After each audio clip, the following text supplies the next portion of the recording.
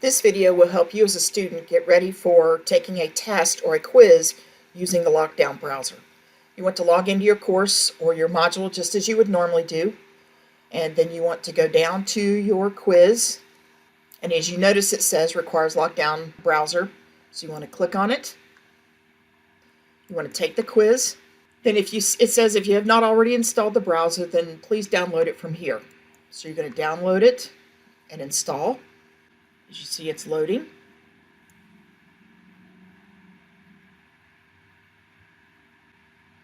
You just want to go ahead and go through the process, and you want to accept it and go next, and now you're finished.